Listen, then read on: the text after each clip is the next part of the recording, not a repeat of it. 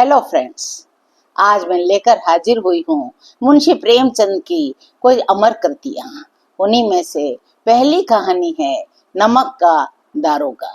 यह उस समय की कथा है, यह उस समय की कहानी है जब अंग्रेजों का शिक्षा और ईसाई मत को ही लोग जानते थे और वही एक वस्तु समझते थे। फारसी बोली जाती थी, फारसी पढ़ी जाती थी, प्रेम की कथाएं और श्रृंगार रस के काव्य पढ़ पढ़कर कुछ लोग सर्वोच्च पद पर पहुंच जाते थे। उस समय मुंशी प्रेमचंद जी ने नमक का दारोगा नामक कहानी लिख करके बड़ी ही अच्छी मिसाल प्रस्तुत की है।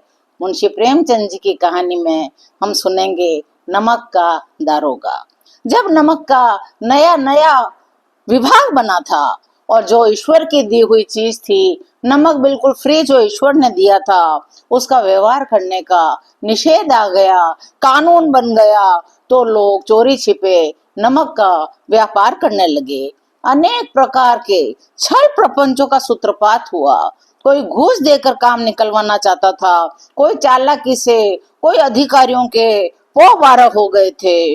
पटवारी गिरी का सर्व सम्मानित पद छोड़ छोड़ कर भी लोग बाग इस विभाग की बरकंदाजी करते थे। इसके दारोगा पद के लिए तो वकीलों का भी जी ललचाता था।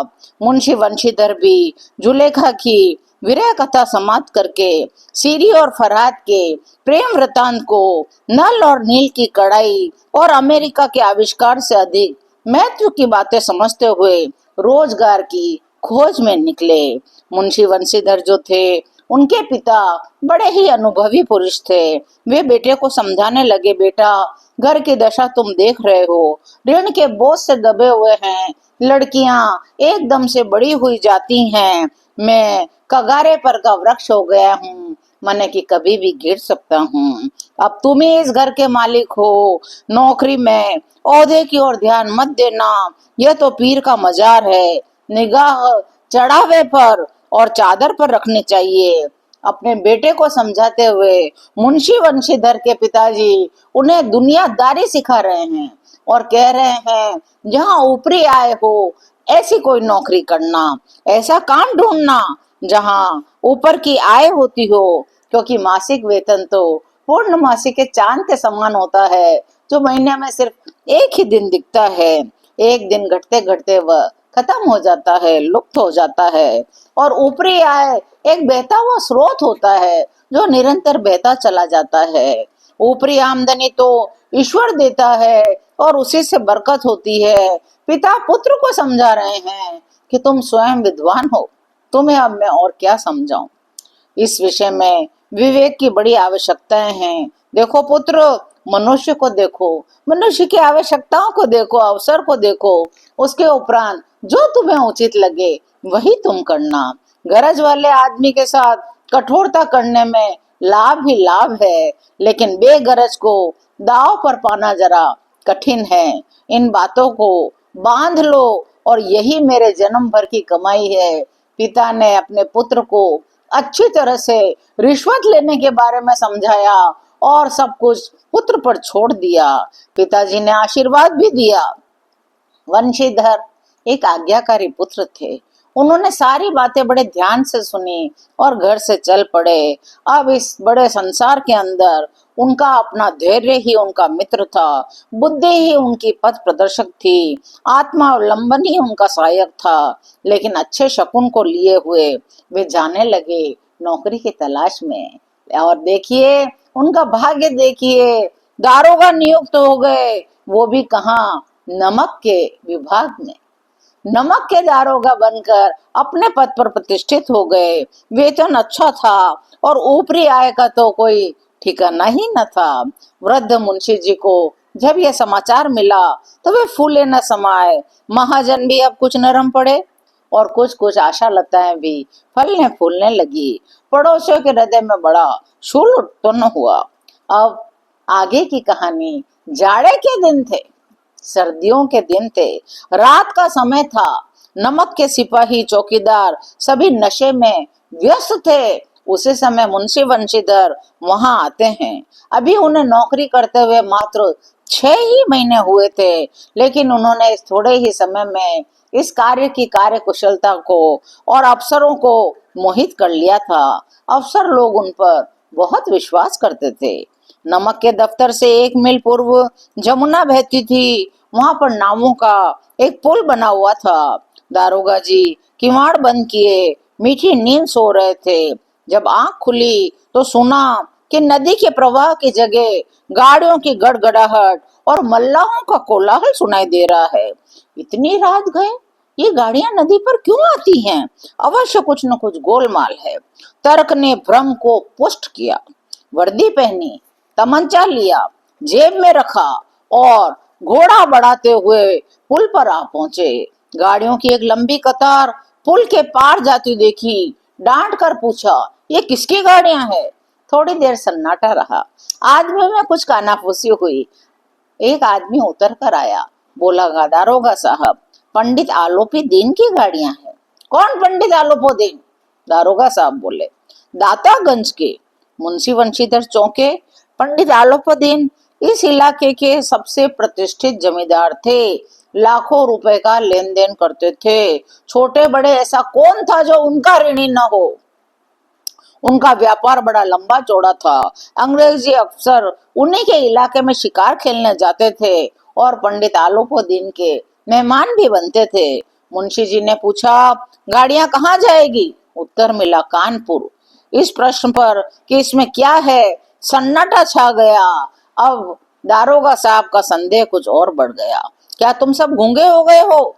हम पूछते हैं गाड़ियों में क्या लदा है? जब इस बार भी कोई उत्तर नहीं मिला, उन्होंने घोड़े को एक गाड़ी से मिलाकर बोरे को टटोला। भ्रम दूर हो गया। ये नमक के ढेले थे।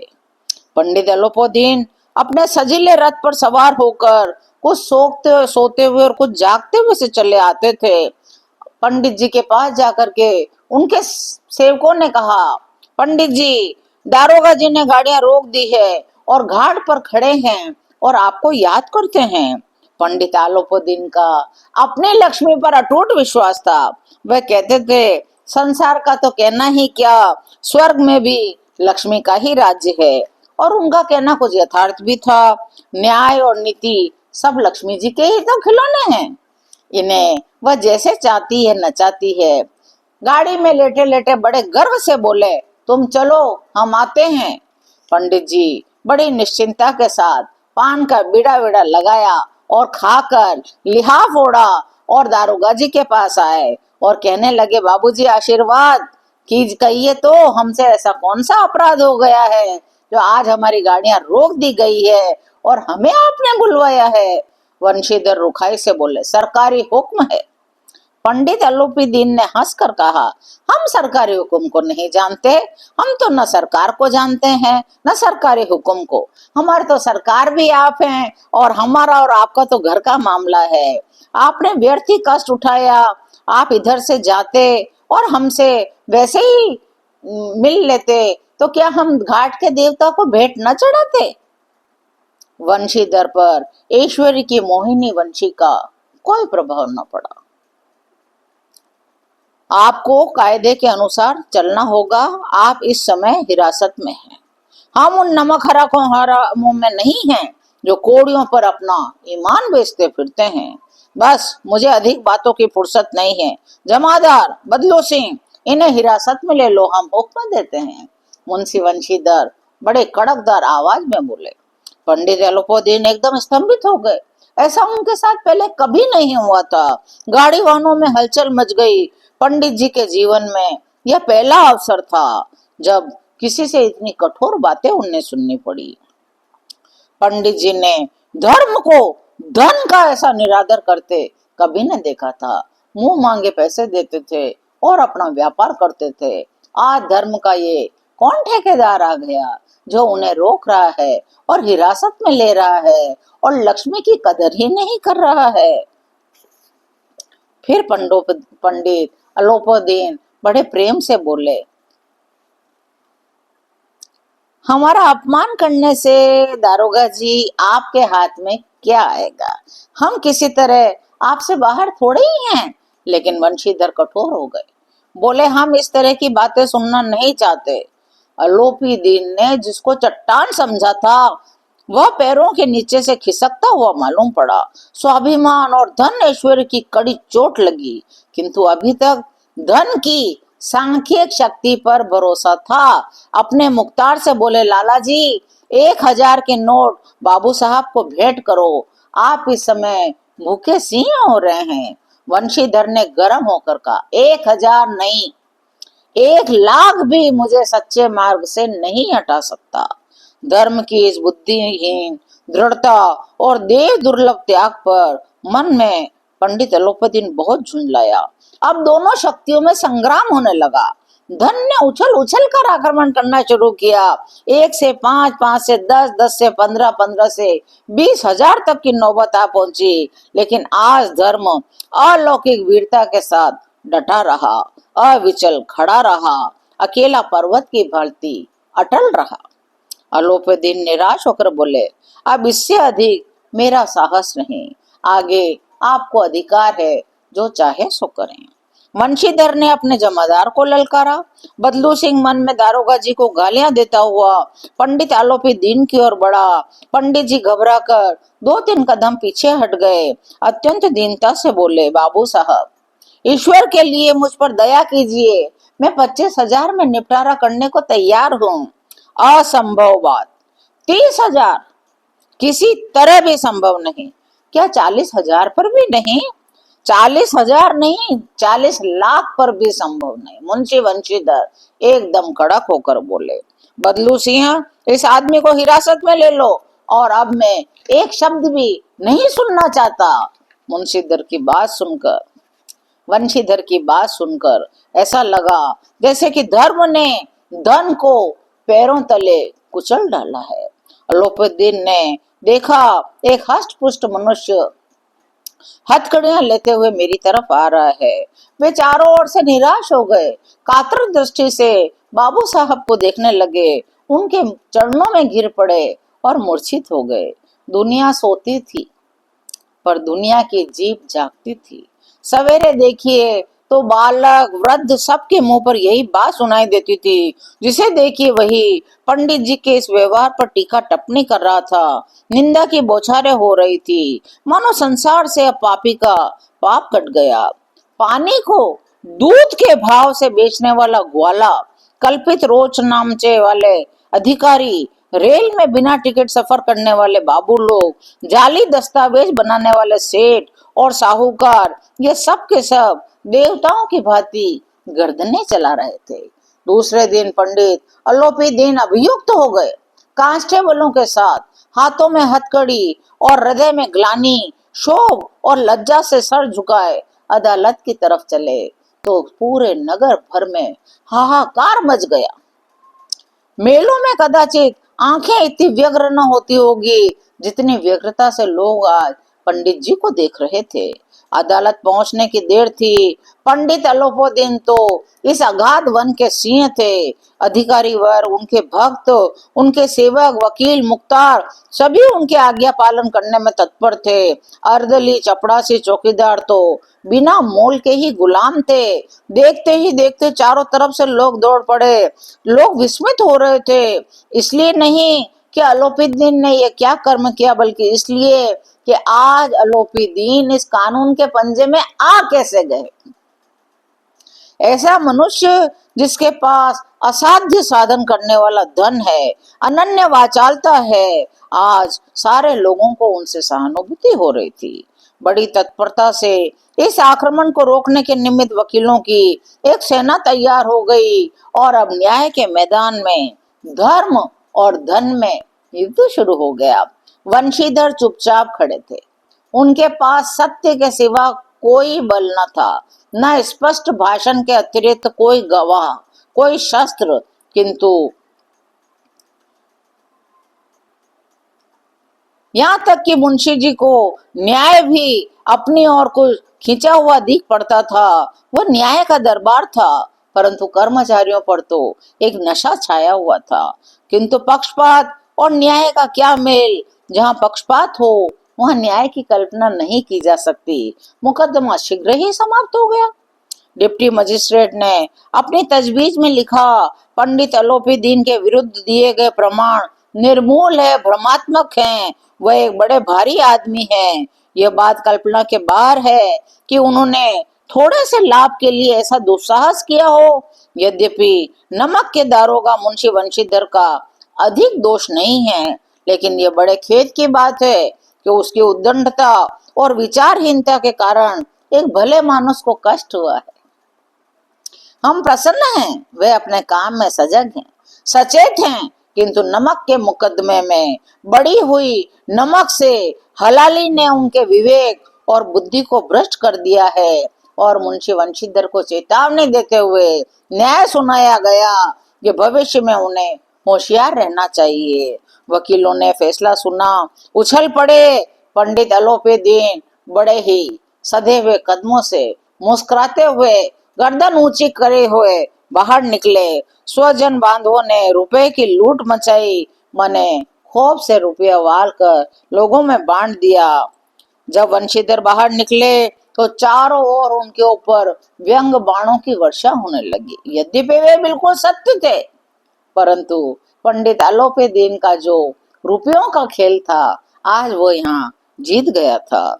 चपड़ासियों ने झुक झुक कर सलाम किए, किंतु इस समय एक कटु वाक्य, एक एक संकेत उनकी गर्व की अग्नि को प्रज्वलित कर रहा था।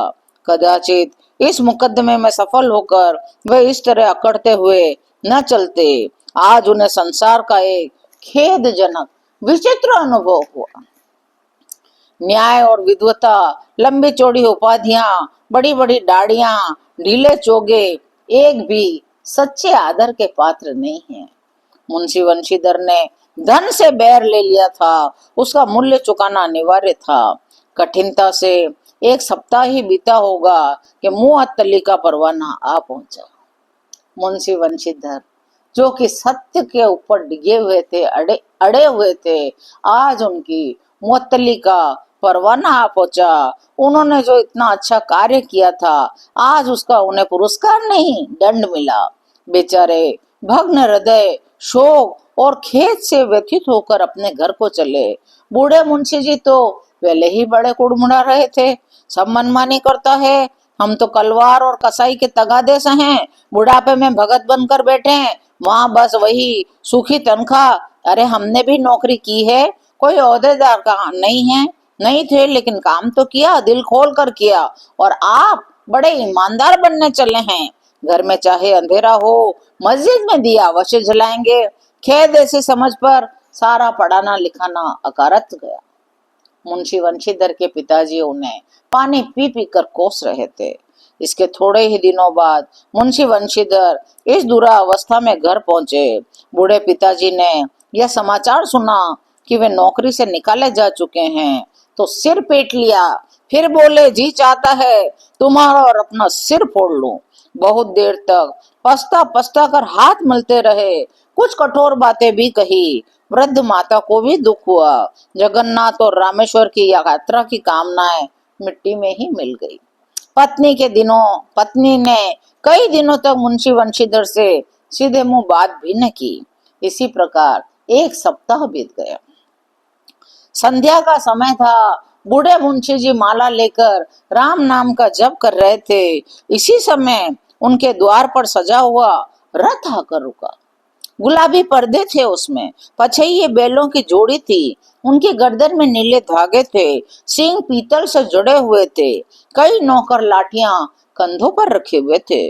मुंशी जी अगवानी को दौड़े, देखा तो दरवाजे पर पंडित अलोपीदीन हैं। झुककर दंडवत की, कुछ लल्लो चप्पो की बातें भी की और बोले, हमारा भाग्य आज उदय हो गया है जो आपके चरण हमारे इस द्वार पर आए हैं।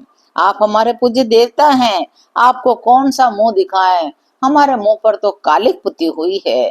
क्या करें, लड़का अभागा कपूत है, नहीं तो आपसे क्या मुंह छुपाना पड़ता। ईश्वर चाहे निसंतान रख दे, पर ऐसा कुपुत्र न दे। अलोपीदीन ने कहा, भाई साहब ये क्या कह रहे हैं आप, ऐसा मत कहिए। मुंशी जी ने चकित होकर कहा, ऐसे संतान को और क्या कहूं।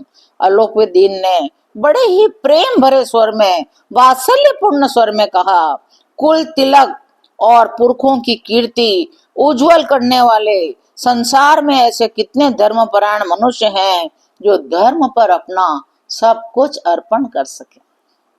पंडित अलोपदीन ने वंशीधर को बुलाया और कहा, दरोगा जी, इसे खुशामद न समझिए। खुशामद करने के लिए मुझे इतना कष्ट उठाने की जरूरत ही न थी। उस रात को आपने अपने अधिकार बल से मुझे अपनी हिरासत में लिया था, किंतु आज मैं स्वयं की इच्छा से आपकी हिरासत में आया हूँ। मैंने हजारों रईस और अमीर देखे, हजारों हजारों उच्च पदाधिकारियों से काम पड़ा, लेकिन आपने मुझे परास्त कर दिया। मैंने सबको अपना और अपने धन का गुलाम बनाकर छोड़ दिया। अब आप मुझे आज्ञा दीजिए, मैं आपसे कुछ विनय करता हूँ। वंशीधर ने अलोपीदीन को आते देखा, उठकर सत्कार किया, किंतु वह भी स्वाभिमान के सहित।